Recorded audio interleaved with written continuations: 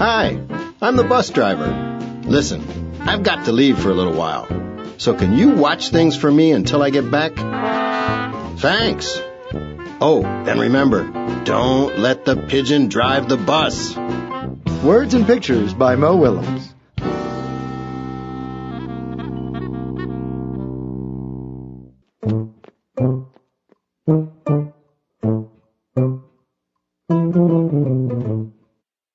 I thought he'd never leave. Hey, can I drive the bus? Please. I'll be careful. I tell you what, I'll just steer. My cousin Herb drives a bus almost every day. True story. Vroom,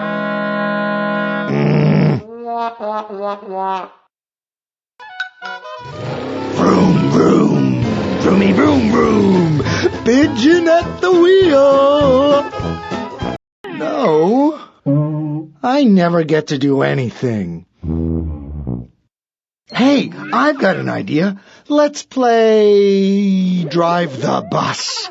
I'll go first. Come on! Just once around the block. I'll be your best friend. How about I give you $5? What's the big deal? It's just a bus. No fair. I bet your mom would let me. I have dreams, you know.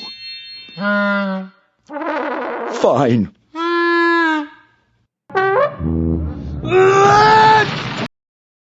Back! You didn't let the pigeon drive the bus, did you? Great. Thanks a lot. Uh-oh.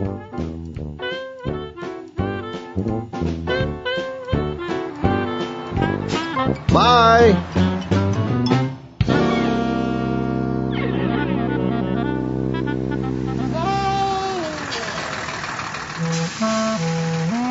Hey.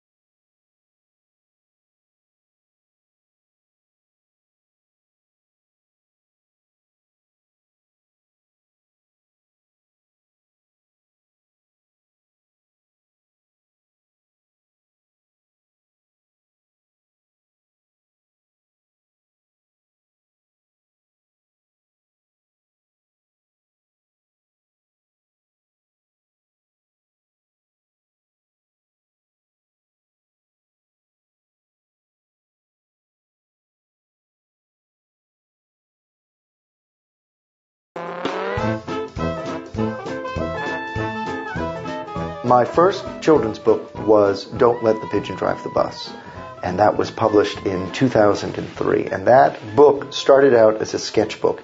Every year for the last 16 or 17 years, I've put out at Christmas a very small sketchbook that I give to family and friends and clients and whatnot. And Don't Let the Pigeon Drive the Bus was one of those. My wife would read it sometimes to children. She was a lower school librarian, and the kids enjoyed it. But I still didn't really think of it as a kid's book. And one day I was meeting with some agents, and I showed them my other work. And I gave them a sketchbook and said, this is just sort of a gift. It's sort of a gaggy thing that I'm doing. And the agent called and said, we think that there's a book in there. And from there, I reworked a lot of things to really focus it more for my audience. And the book was kind of a risk at the time. We had maybe 28, 29 editors, and they all said the same thing when they saw the book. It's unusual. And the first 28 of them decided not to publish it because it was unusual. And the 29th decided to publish it because it was unusual.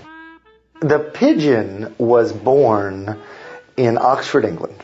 And I moved to Oxford, England for about a month. I rented a cottage because I wanted to write the great American children's picture book, And I thought I would move there because it would make me smarter somehow, which it didn't.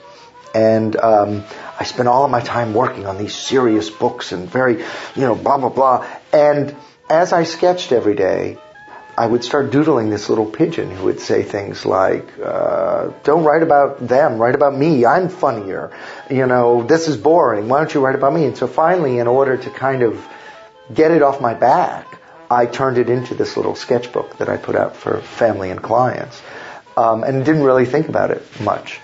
I think for me, the innovation, the breakthrough was that when I first came up with the idea, there was a little boy and the pigeon, and it was the boy's job not to let the pigeon drive the bus.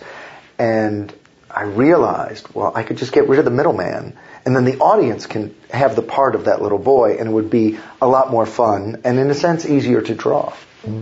The pigeon is the one sort of character that I have no control over. I really...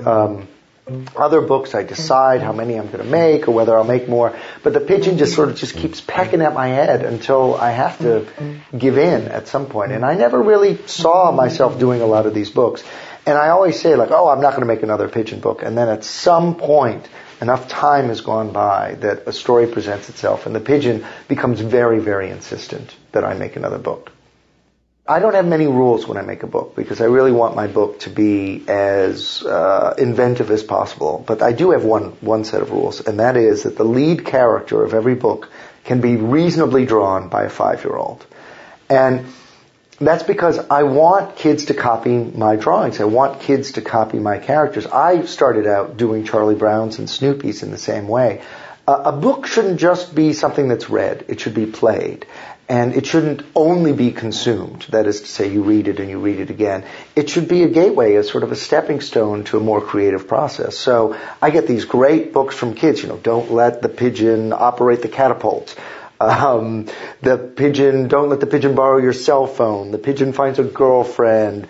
Don't let the pigeon audit your neighbor. I mean, they're just hilarious, hilarious books. And to me, that's exciting. And the most exciting thing is when I start seeing books with the pigeon and then a character that the kid has created, because then they're getting off of the crutch of my characters and really doing their own stuff. I think it's very important that everybody write and draw, and not just because maybe they'll be an artist or something like that, but because it creates empathy. You have to understand other characters if you're going to draw them.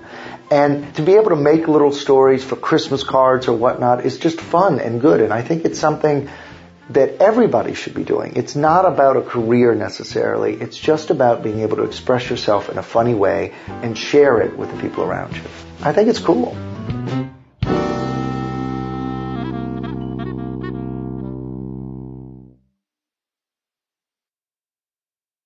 Audible hopes you have enjoyed this program.